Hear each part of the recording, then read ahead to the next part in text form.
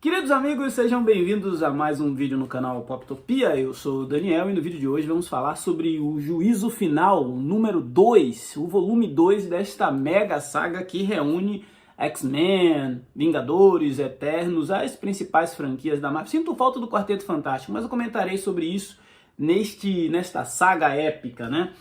Antes de entrar nos detalhes de Juízo Final Volume 2, eu quero lembrar você que tá rolando a promoção aqui do canal, um sorteio de ônibus do Homem-Aranha de Todd McFarlane. Então, se você tá afim de ganhar esse baita gibizão na sua casa, volta duas casinhas aí e no vídeo que tem aqui no canal, você vai colocar a hashtag Aranha no Poptopia e concorrer ao ônibus do Aranha de Todinho, o criador aí de Spawn, entre outras coisas. Esse ônibus, inclusive, ó, tem participação do Wolverine, da X-Force, então se você é X-maníaco, esse quadrinho também é para você. Corra lá e participe. Recado dado, vamos falar sobre Juízo Final número 2. Esse quadrinho é um avanço, né, no checklist da saga, a saga que começou agora no mês de maio e que vai até agosto. Então a conclusão, ó, Juízo Final número 4 sairá em agosto. Até lá a gente tem edições espalhadas nas revistas mensais de Wolverine, Vingadores, Homem-Aranha, Capitã Marvel e X-Men. Inclusive, eu deveria ter lido X-Men 59 antes de ler esta HQ. Pelo menos é o que diz o checklist e faz sentido. No entanto, a distribuição não funcionou. E Juízo Final acabou chegando antes de X-Men 59. Então, vou aguardar X-Men 59, mas eu não esperei para ler. Acabei me antecipando aos fatos. E esse volume 2 de Juízo Final é uma edição em capa cartão com 96 páginas e o preço de capa de R$ 29,90. Melhora muito a temática da saga, né? O desenvolvimento. A gente tem um pouco de retrocesso aqui porque as edições Morte aos Mutantes vão mostrar os planos dos Eternos em duas frentes. O time liderado pelo Druig tentando articular a destruição dos mutantes e sair bem na foto com os humanos, né? Eles definitivamente estão tratando os mutantes como deviantes e estão colocando todo o arsenal destrutivo dos Eternos nesta missão. E a gente vai conhecendo cada vez mais Eternos, cada vez mais divisões da comunidade deles e também vai vendo o plano da outra parte, que são os Eternos liderados pela Jaque e pelo Ícaris, em proteger os humanos e ajudar os mutantes a sobreviver a essa treta, né? E aqui eles têm, inclusive, divergências entre si, porque existe um plano agora para desativar o Celestial que foi acordado, que era aquele Celestial onde os Vingadores tinham uma base, né?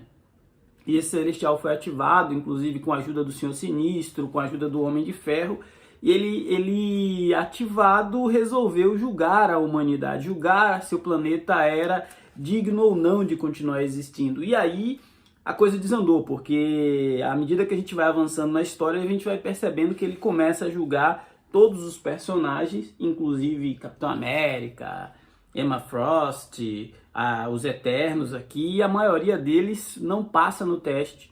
Inclusive, a história ela é contada sob o ponto de vista, às vezes, de alguns humanos, né, que também são julgados. A maioria deles são considerados indignos. Polegar para cima, o cara tá ok. Polegar para baixo, não passou no teste do Deus do juízo final. Então, o que a gente vê aqui, na verdade, é um jogo de xadrez entre diversas facções. Por um lado, temos os Eternos se mobilizando tanto de forma oficial, aqueles liderados pelo Druig, quanto de forma rebelde, aqueles liderados pela Jaque. No meio de tudo isso, temos os Vingadores tentando conciliar os interesses e principalmente um foco ali no Capitão América e na figura do Homem de Ferro. O Homem de Ferro atuando mais ligado aos mutantes e aos celestiais e o Capitão América tentando acalmar a humanidade. E é aqui que a gente percebe que essa é uma história de proporções muito gigantescas, né? Claro que muitas sagas prometem o fim do mundo, mas poucas sagas têm um escritor como o Kieron Gillen inspirado. E eu acho que esse é o grande diferencial. O Gillen, ele vai dando um senso de urgência, vai escrevendo de uma forma que vai colocando a personalidade dos personagens muito condizente com aquilo que a gente viu no desenvolvimento deles, né? Tanto o Druig, quanto o Uranus, quanto o Sinistro, quanto o Homem de Ferro, cada um deles comete seus erros de cálculo ali, e esses erros geram consequências não diretamente para eles, mas para a humanidade. E isso vai mostrando como que o ser humano se tornou algo frágil no universo Marvel.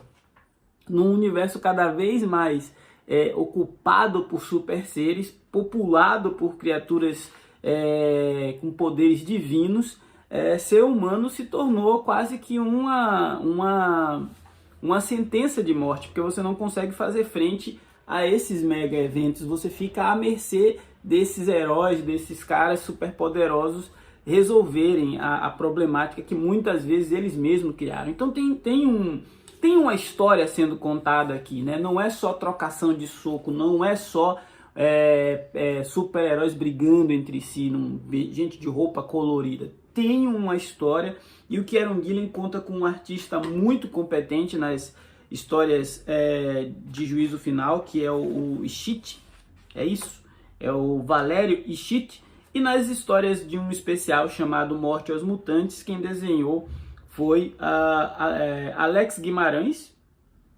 e Marty Garcia.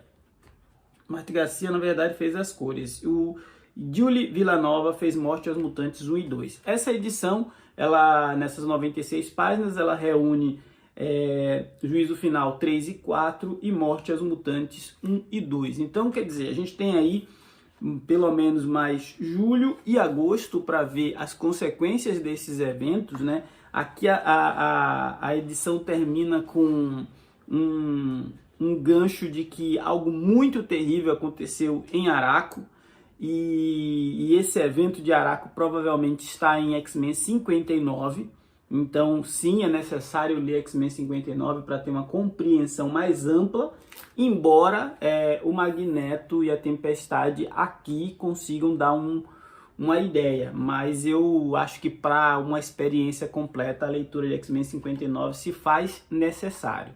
Esse volume 2 eu achei ligeiramente superior ao primeiro volume, foi muito preparação aqui e colocar as peças nos seus devidos lugares. Aqui o xadrez já começa a se movimentar e as peças vão provocando reações à medida que elas vão se movimentando. E quando eu digo as peças, são os diversos interesses, né? De um lado a gente tem Senhor Sinistro, Sina, o Conselho Silencioso, de outro a gente tem a humanidade e ali a representação dos Vingadores como seus guardiões, e os Eternos tentando entender qual é o seu papel nessa trama toda, uma vez que o Deus deles resolveu julgá-los no mesmo balaio que os demais. E então, das últimas 4, 5 sagas aí mega sagas que a gente viu no universo Marvel, essa talvez seja a mais interessante. Então, se você gosta de mega crossover, se você gosta de um massa velho bem temperado, bem escrito, este quadrinho é para você. Esse foi o Poptopia de hoje. Se não for inscrito, se inscreva. Afinal, falar de gibi é sempre bom. Um forte abraço e até a próxima.